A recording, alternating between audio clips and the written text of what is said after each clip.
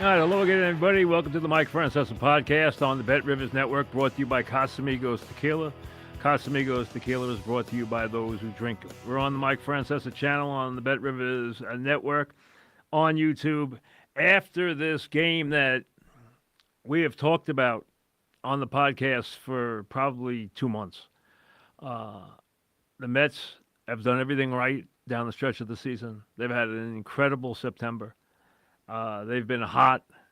They've re-energized the fan base. They've had good crowds recently.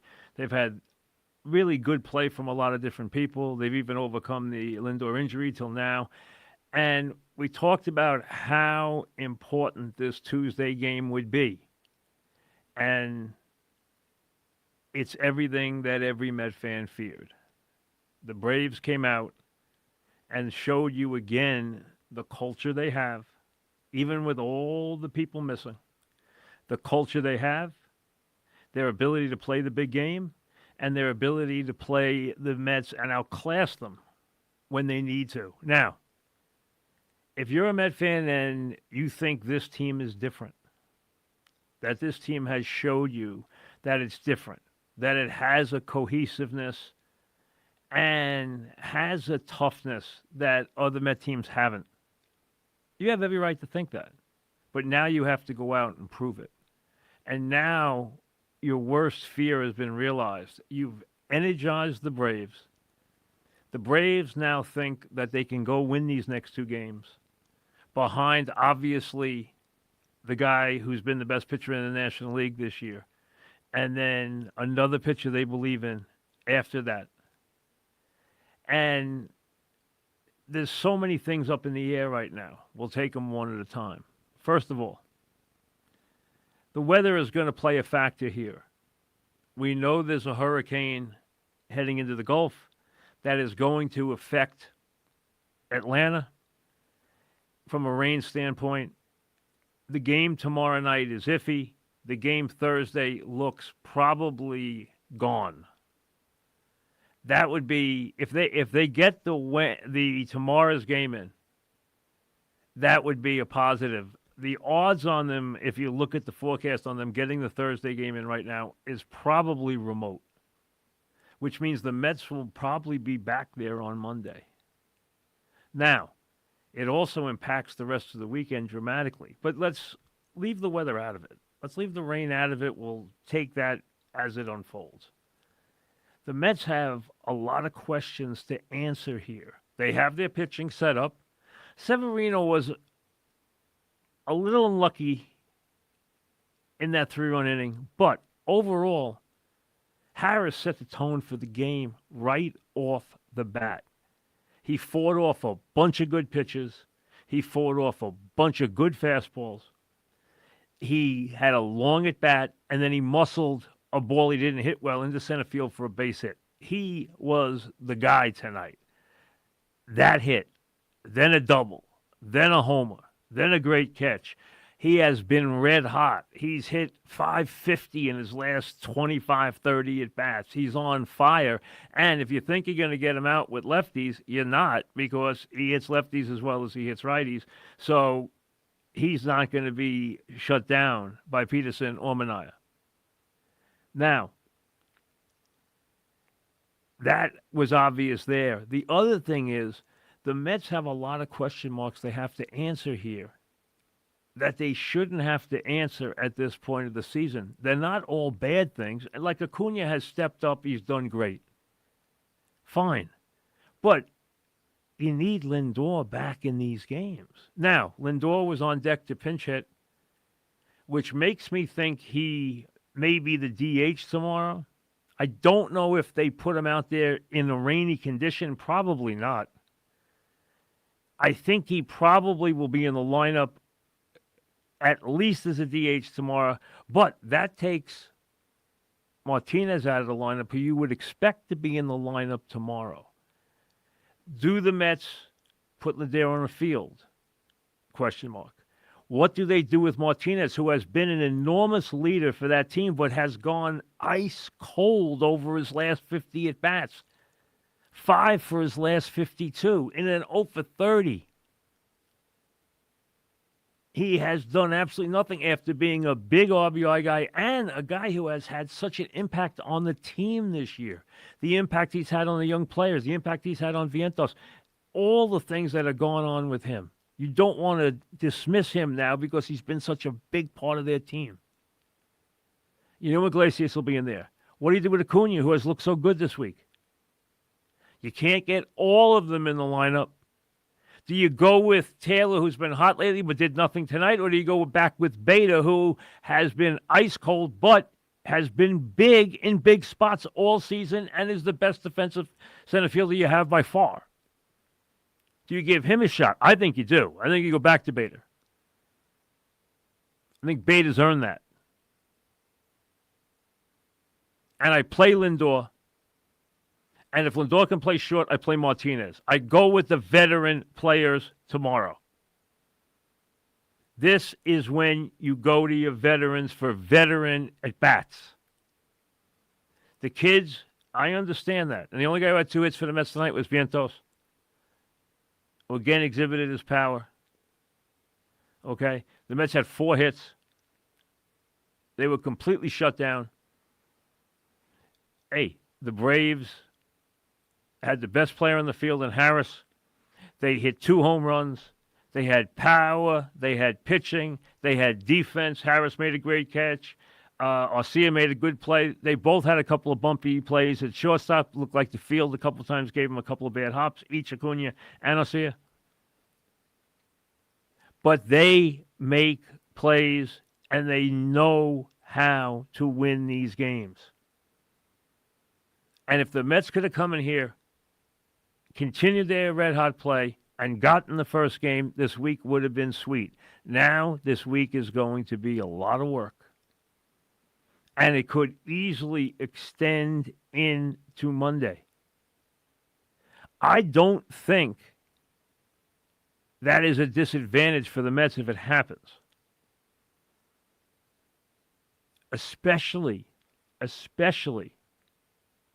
if they get beat by Sale tomorrow. I would rather wait till Monday to play that third game. I'd rather have the weekend unfold because you're still in the mix here with Arizona and then come back and play this game. Rather than play it, because I think if they win with Sale tomorrow, they are going to be really hard to beat on Thursday. They believe they're the better team. They believe they can always beat the Mets when they have to. And they went out there tonight, and the Mets came in red hot, and the Mets came in with the ball bouncing their way and everything sweet, and they were outclassed again tonight. It wasn't like they were embarrassed tonight, but you know what? Let's be honest. Did you ever think there was a time when the Mets were in this game? No.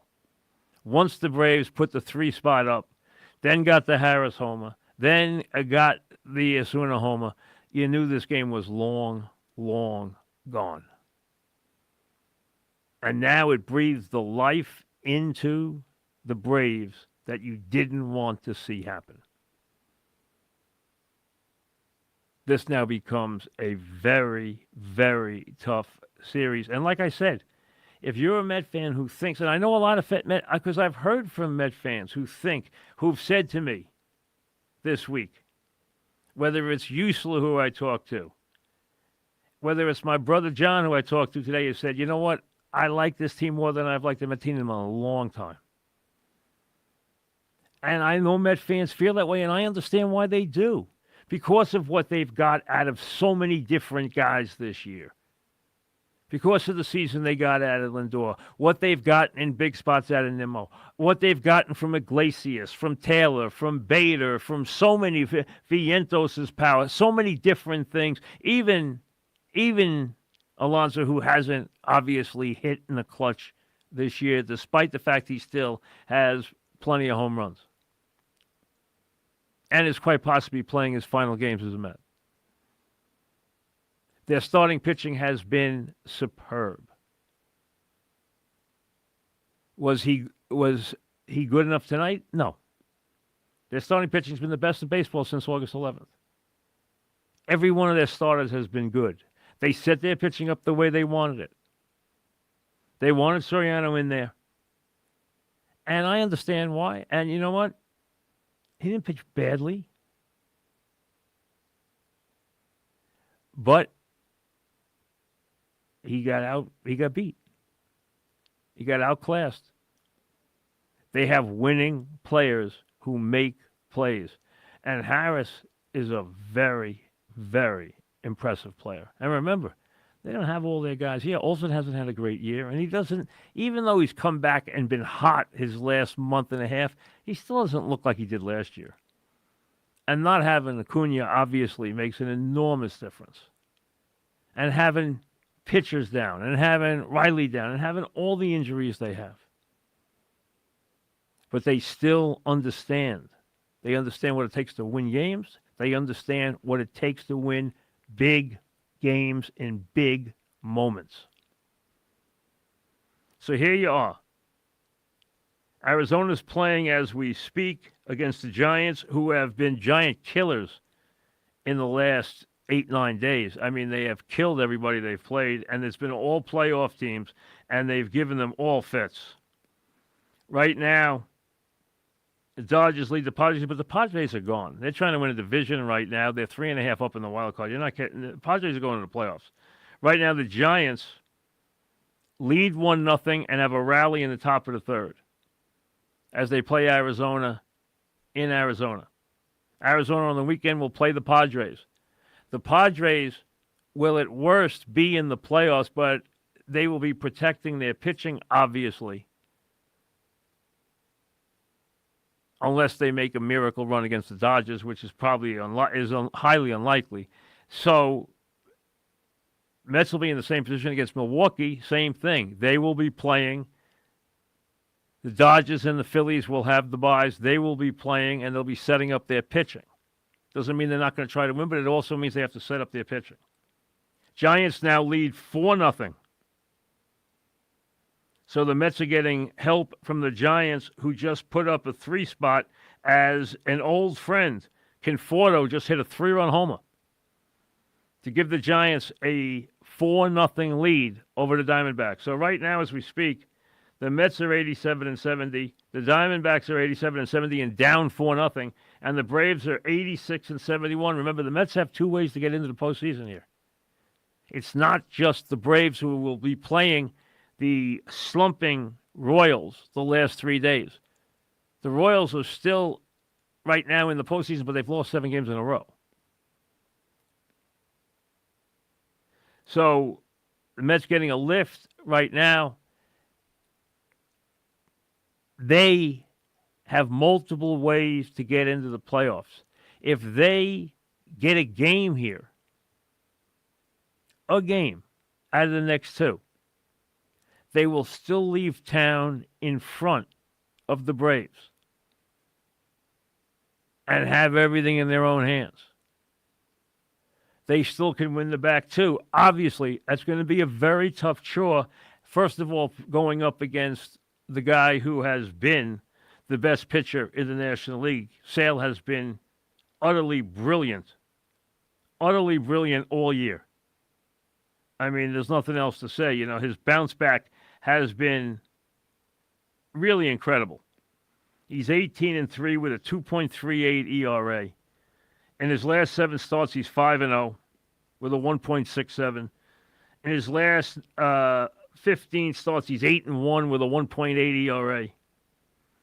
He's 18-3 on the season. He has been utterly brilliant, and he is a dominant pitcher. Peterson has been very good.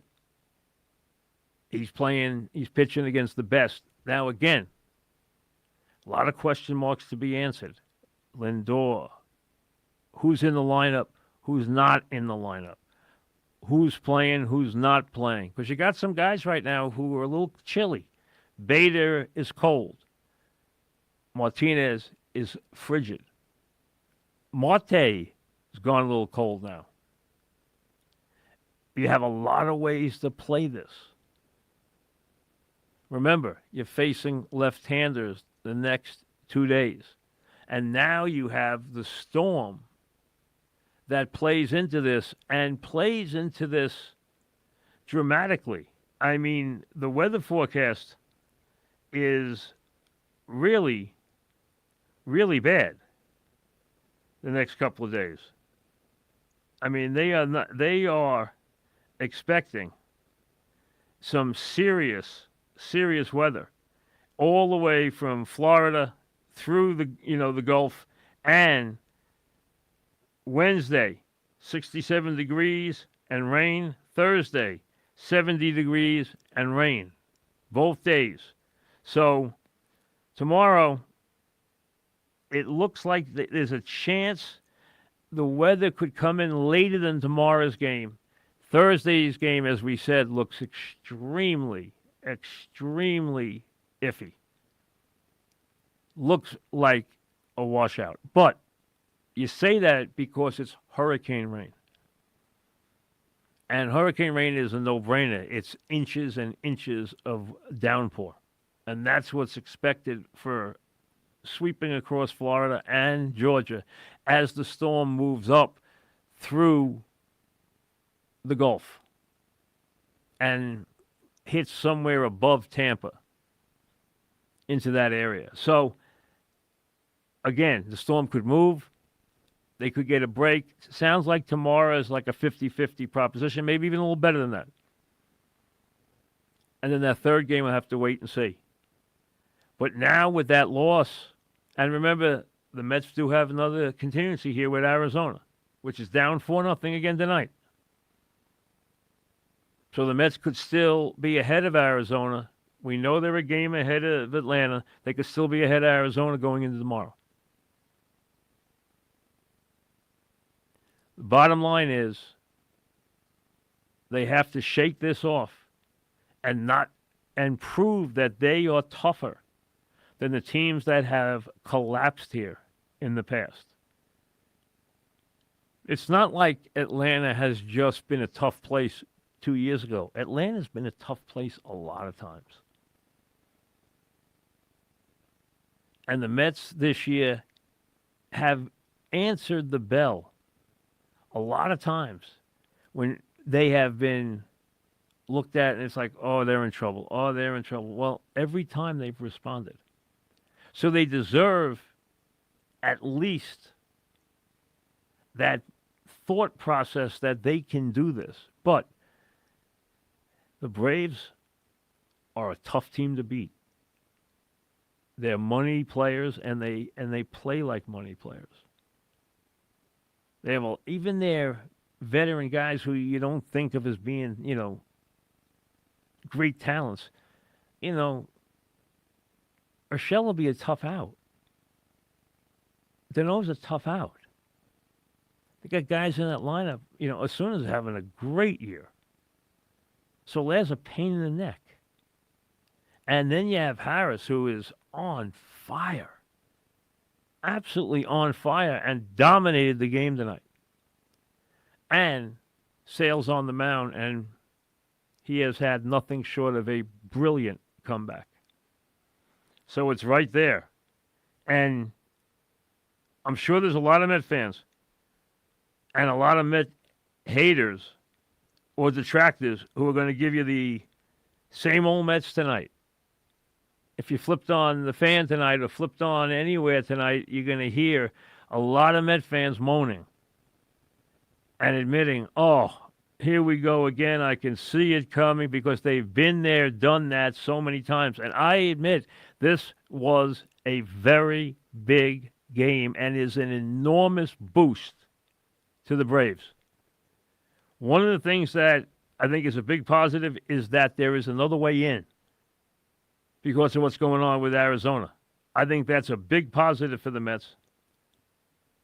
And I do agree that this team has a little different feel to it this year, but they have to prove that.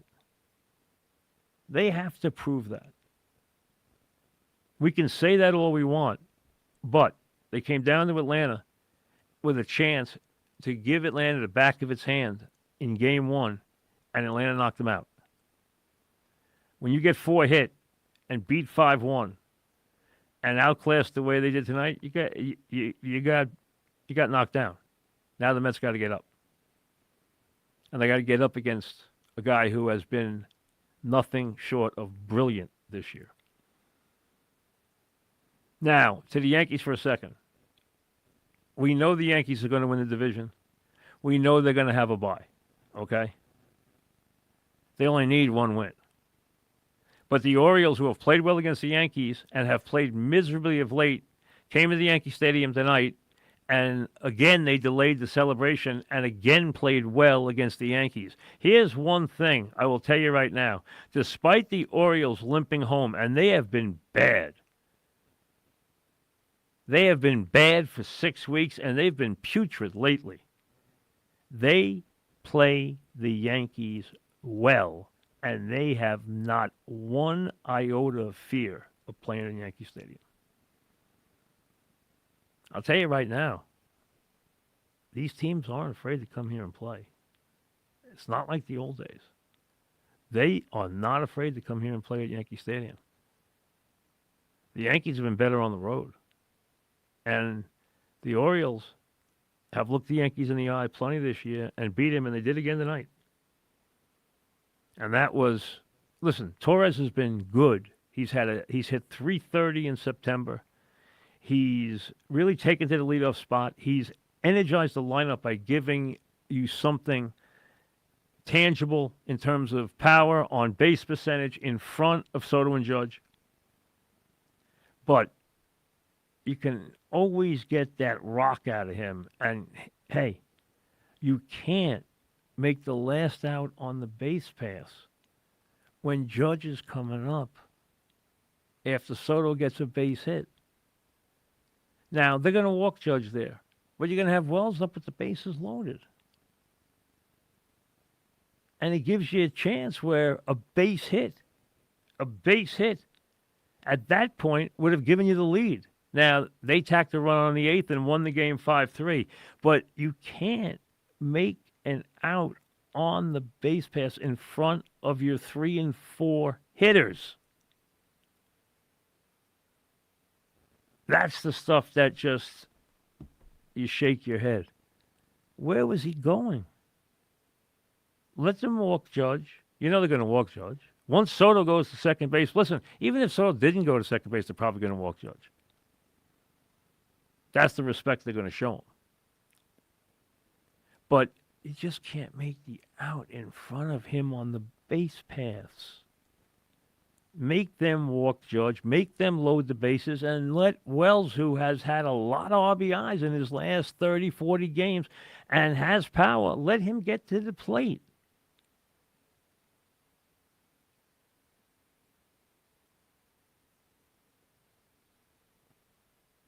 Now, I'm sure they would have changed pitches, but so what?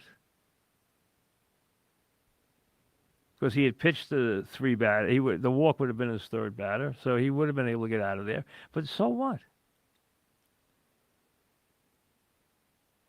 Let your cleanup hitter have his shot there to break the game open. You just can't make the out on the pass in front of you. In front of these guys, not in front of the 3-4 hitters. You have the 9 hitter coming up. I don't like it, but I can at least understand it. Now when you have the 3-4 hitters coming up. So the Yankees, the O series in the Yankees has no juice, but celebration delayed. And what it shows is if the Yankees and the Orioles meet again, do not count the Orioles out despite their terrible bullpen. Despite the fact their bullpen has been a disaster and they've played miserably because they look the Yankees in the eye and they play them well. And that's something you carry forward. But here's the headline of the night. We waited a long time for the Tuesday night game in Atlanta and talked about how pivotal it would be because of what it would set up for the rest of the series. And it's everything the Mets feared and everything the Braves wanted. Round 1, not good. We'll see you tomorrow.